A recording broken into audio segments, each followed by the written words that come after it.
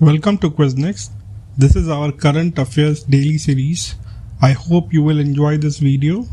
If you do, kindly like this video and do subscribe to our channel. Also press the bell icon so you can get the notification as soon as we upload the new video. So let's start the infotainment and enjoy this video. Question number 1. Which among the following is the first 100% organic state in the world? इनमें से वो कौन सा state है दुनिया का जो कि 100% ऑर्गेनिक स्टेट का खिताब रखता है? आपके ऑप्शंस हैं option 1 Tasmania Australia, option 2 Sikkim India, option 3 California USA, option 4 Ontario Canada. आपके पास 5 सेकंड है इस सवाल का सही जवाब सोचने के लिए और आपका समय शुरू होता है अब।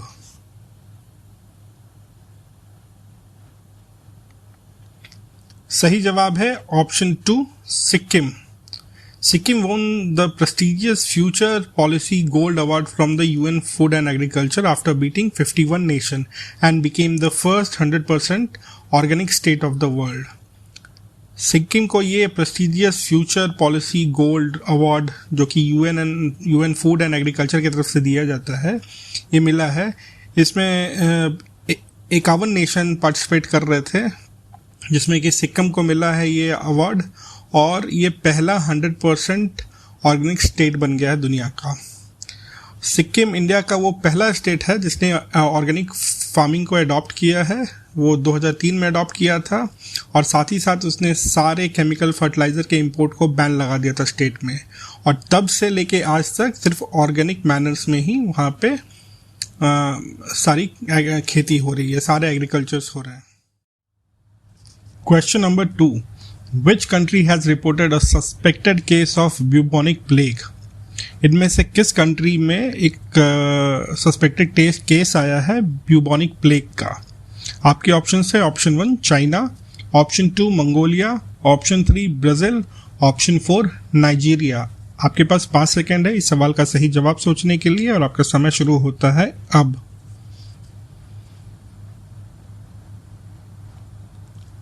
सही जवाब है option 1 China. The plague was the cause of the Black Death that swept through Asia, Europe and Africa in the 14th century. इस प्लेग का कॉज ब्लैक डेथ है और इसने बहुत लोगों की जान एशिया, यूरोप और अफ्रीका में ली है 14th सेंचुरी में। एक एस्टिमेट के हिसाब से उस समय इसके इन्फेक्शन से करीब 50 मिलियन पीपल अफेक्ट हुए थे और उनकी डेथ हुई थी। और उस समय कहा जाता है कि this was about 25 to 60% of European population ख़त्म हो गया था और टर्निंग पॉइंट आया था इसके कारण यूरोपियन इकोनॉमिक डेवलपमेंट में। The term buboes is a Greek word refer to the swollen lymph node. ये बियोबेस जो है एक ग्रीक वर्ड है जिसका मतलब स्वेलन लिम्फ नोड होता है और ये जनरली ये ट्रांसमिट होता है, ये प्लेग ट्रांसमिट होता है by the bite of an infected flea of bacteria.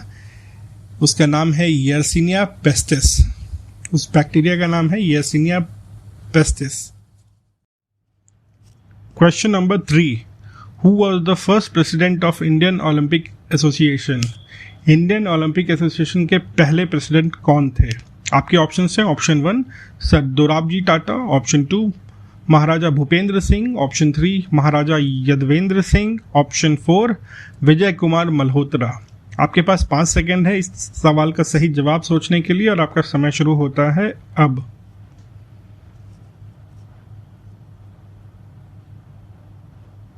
सही जवाब है option 1 sir Dorabji Tata. Indian Olympic Association का क्रिएशन 1924 में हुआ था at the initiative of Harry Crowe Buck and doctor A.G. Noehren of YMCA college of physical education. Sir Dorabji Tata was important in financing. इन्होंने finance करने में मदद की थी उस समय and because of that he was elected the president for the tenure of 1927 to 28। Present president जो हैं उसके डॉक्टर नरेंद्र बत्रा हैं जो कि 14 दिसंबर 2014 से अब तक वो इंडियन ओलंपिक एसोसिएशन के प्रेसिडेंट बने हुए हैं। Question number 4, which article of Indian constitution related with the abolition of untouchability? Indian constitution का कौन सा आर्टिकल अनटचेबिलिटी को ख़त्म करने का, छुआछूत को ख़त्म करने के लिए से रिलेटेड है? आपके ऑप्शंस हैं option 1 article 14, option 2 article 15, option 3 article 17, option 4 article 16। आपके पास 5 सेकेंड है इस सवाल का सही जवाब सोचने के लिए और आपका समय शुरू होता है अब।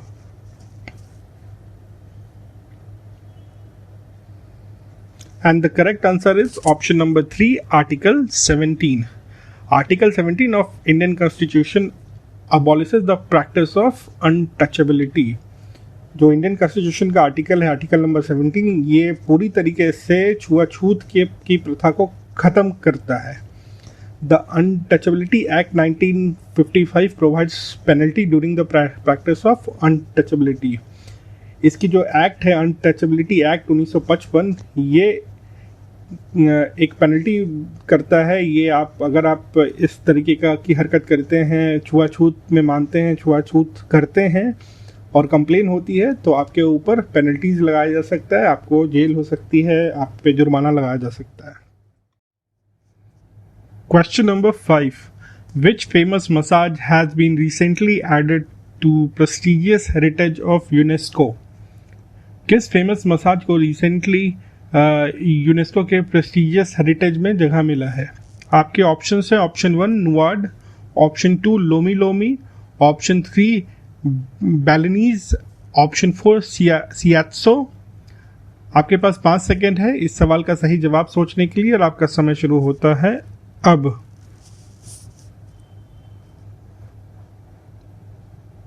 सही जवाब है ऑप्शन नंबर 1 नुआड। नुआड एक 2000 साल पुराना थाईलैंड का बहुत ही फेमस मसाज है। It focuses on circulation and pressure point. ये सर्कुलेशन और प्रेशर पॉइंट में फोकस करता है।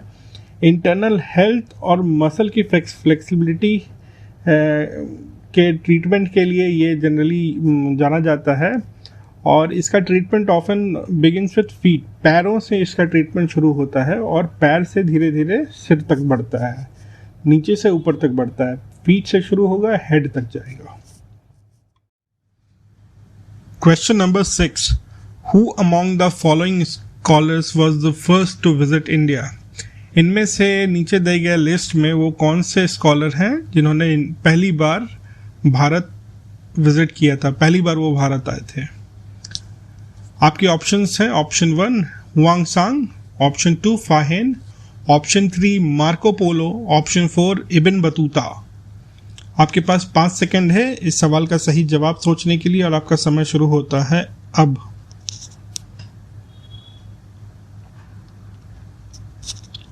Correct answer is option 2 फाहेन। फाहेन, इनको फाक्सेन भी बोला जाता है। ये एक बुद्धिस्ट मॉन्क थे, ट्रांसलेटर थे। ये पैदल चलते हुए चाइना से इंडिया आए थे बिटवीन 400 से 411 एडी। ये जब आए थे उस समय हमारे देश में या इस रीजन में चंद्रगुप्त II का राज्य हुआ करता था, वो उस दौरान आए थे। Question number 7, which among the following disease is not mosquito borne disease? इनमें से नीचे गए डिजीज़ों में से वो कौन सा डिजीज़ है जो कि मच्छरों के काटने से नहीं होता है या मच्छरों के द्वारा नहीं होता है? आपके ऑप्शंस हैं option 1 sleeping sickness, option 2 dengue, option 3 malaria, option 4 Zika virus. आपके पास 5 सेकेंड है इस सवाल का सही जवाब सोचने के लिए और आपका समय शुरू होता है अब।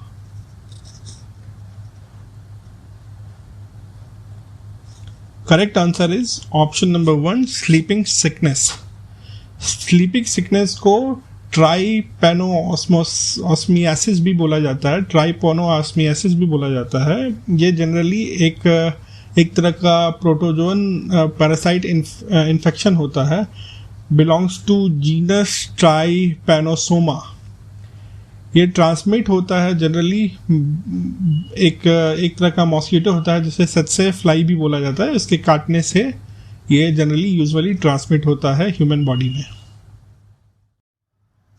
Question number 8, who of the following chief minister of state not die in hardness. नीचे दिए गए लिस्ट में से वो कौन से चीफ मिनिस्टर हैं जो कि अपने ऑफिस में रहते हुए उनकी डेथ नहीं हुई, अपने कुर्सी पर रहते हुए उनकी डेथ नहीं हुई। आपके ऑप्शन है option 1 Shri Krishna Singh, option 2 Dorjee Khandu, option 3 Ravishankar Shukla, option 4 Jyoti Basu. आपके पास 5 सेकंड है इस सवाल का सही जवाब सोचने के लिए और आपका समय शुरू होता है अब। सही जवाब है ऑप्शन नंबर 4 ज्योति बसु। श्री कृष्ण सिंह जो कि बिहार के चीफ मिनिस्टर थे, 2 अप्रैल 1946 से लेके 31 जनवरी 1961 तक, उनकी डेथ कुर्सी पर रहते ही हुई थी। 31 जनवरी 1961 को उनकी डेथ हुई थी।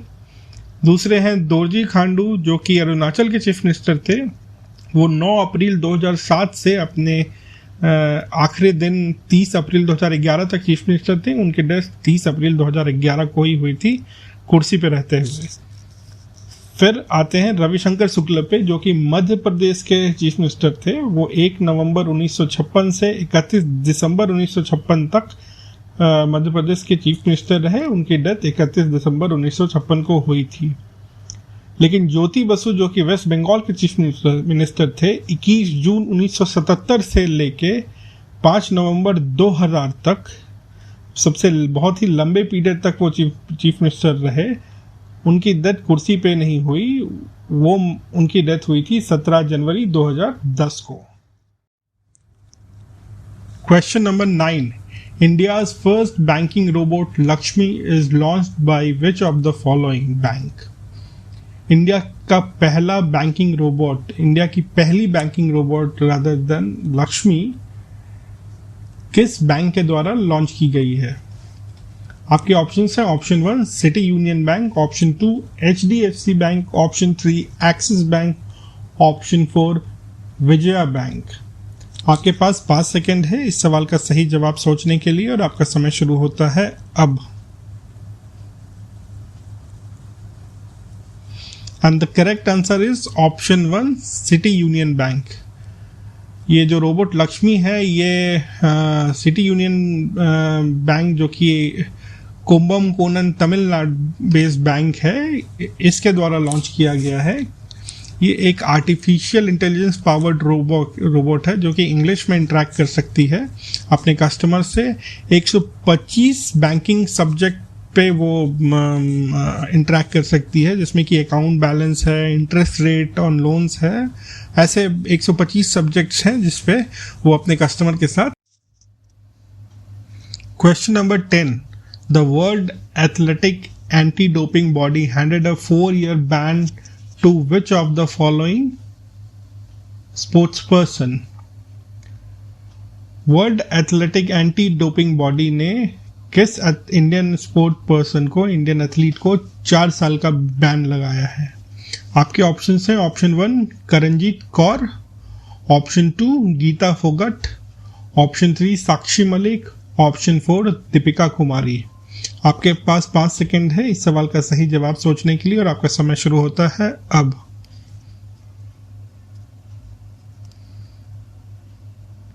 The correct answer is option 1 Kiranjeet Kaur.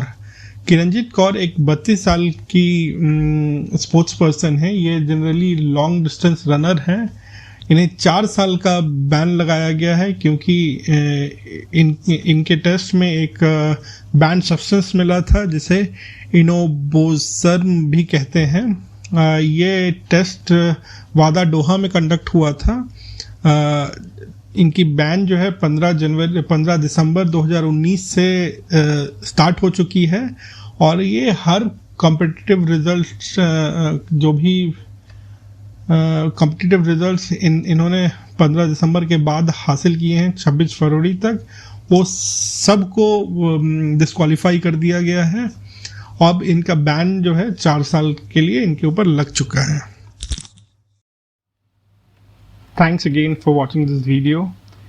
So if you like this video, all the facts that we presented in related to this particular date, then please do like our video and subscribe to our channel by pressing the subscribe button that is in red, and also the bell icon so you can get a constant notification when we upload a new video related to this.